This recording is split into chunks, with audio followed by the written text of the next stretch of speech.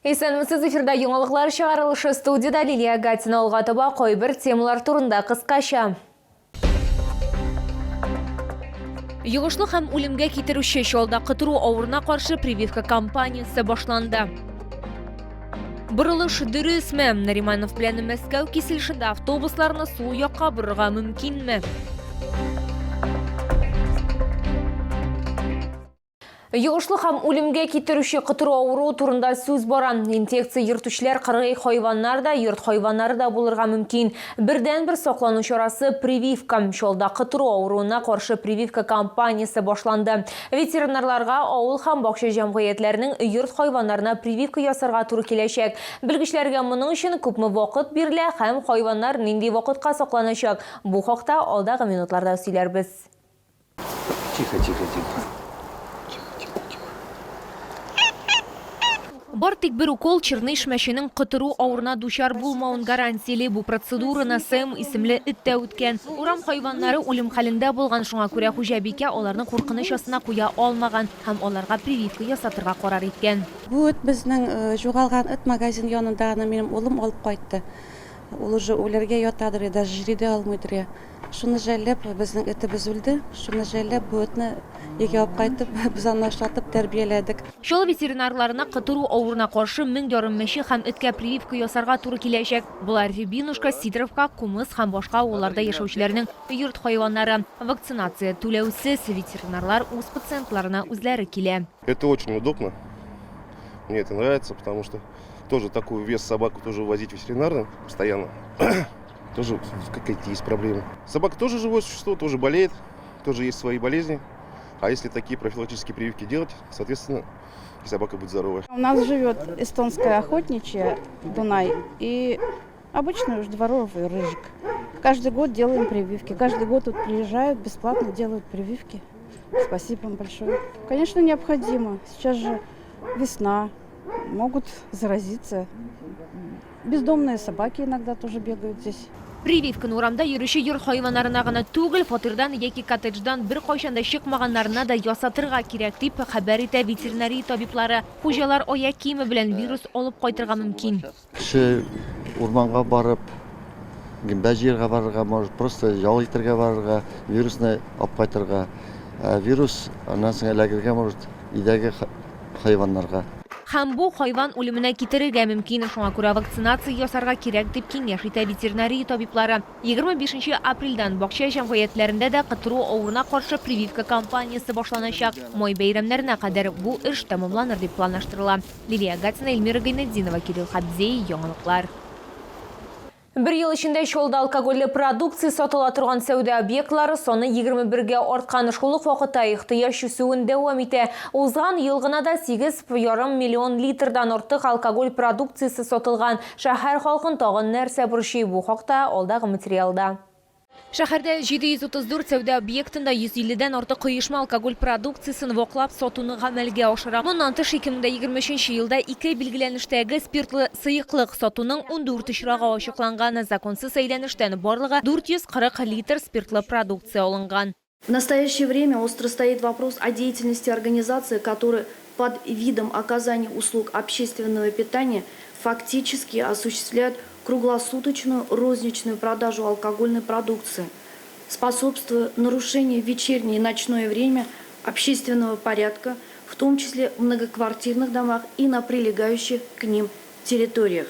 Шәһәр мэры Наил Мәгъдиев чираттагы тапкыр күп фатирлы йортларда алкоголь сату мәсьәләсен күтәрде һәм башкарма комитет җитәкчесе урынбасары Наталья Кропотовага бу мәсьәлә белән шөгыльләнергә кушты. У нас есть большое количество обращений, в том числе жителей многоквартирных жилых домов, в части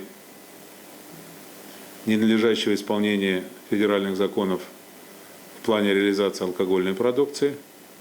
Мы с депутатами Государственного совета Республики Татарстан на эту тему уже говорили. Все это в рамках регулирования республиканского и федерального законодательства.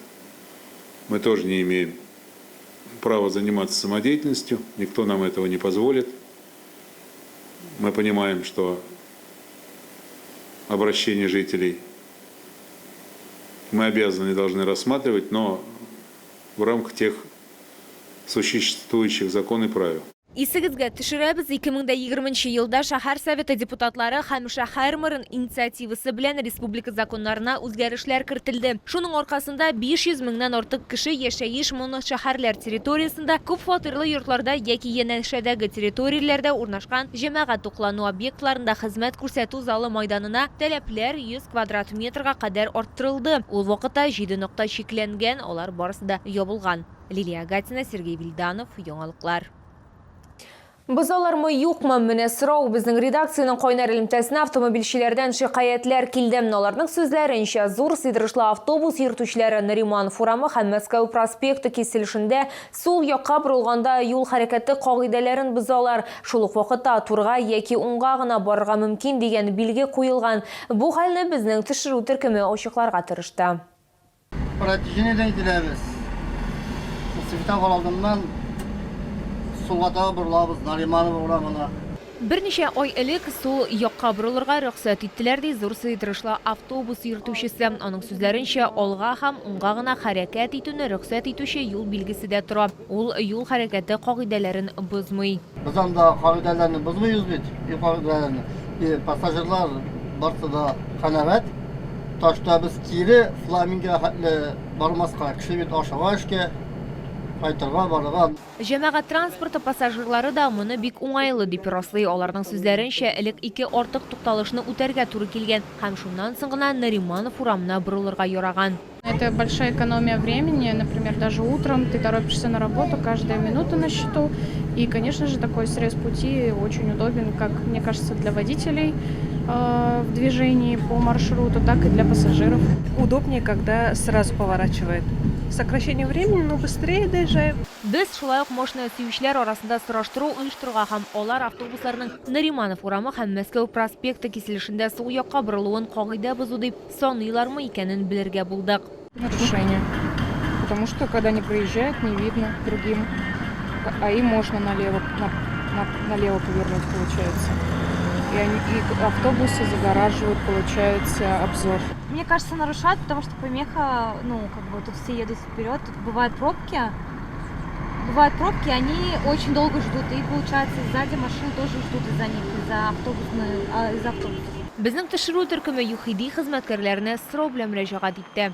Согласно правилам дорожного движения, водители маршрутных транспортных средств могут отступать от требований дорожного знака 4.1.4 движение прямо и направо, но только в том случае, если их маршрут проложен по указанному пути. Икенче һәм өченче санлы автобусларда маршрут күрсәтелгән юл буенча салынган. Лилия Гатина, Эльмира Гайнетдинова, Кирилл Хабзей, яңалыклар. Шолотова телерадиокомпаниясе һәм спонсорлары мөселманнар өчен бергәләп ифтар мәҗлесе уздырдылар. Ул изге Рамазан ае вакытында үткәрелде. Исегезгә төшерәбез, быел ул 11 мартта башланды. Көннең якты вакытында 30 көн дәвамында ураза тотырга кирәк иде. Эчәргә дә, ашарга да ярамый. Шул ук вакытта игелекле эшләр белән шөгыльләнергә һәм дугалар кылырга кирәк иде. Бүген Рамазан аеның соңгы көне булды. Хөрмәтле шәһәребез мөселманнары, сезне һәм Татарстанның барлык мөселманнарын Рамазан аенда ураза тотуның тәмамлану һәм ураза бәйрәме белән котлыйм. Бу көннәр традиция буенча туганнар һәм якыннар белән аралашабыз, дуслар белән очрашабыз, ялгызларга һәм мохтаҗларга ярдәм итү шатлыгы белән тулыландырабыз. Бәхет, сәламәтлек, исәнлек телим.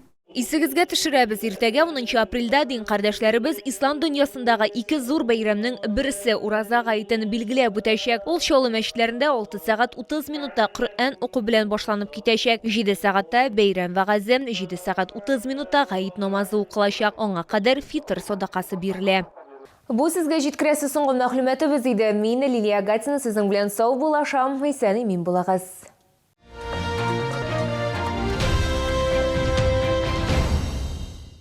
Спешите! Скидка 30% абсолютно на все куртки и ветровки. Магазин «Сибиряк». Проспект Мира, 12А, остановка Медгородок, 9 комплекс, 12А.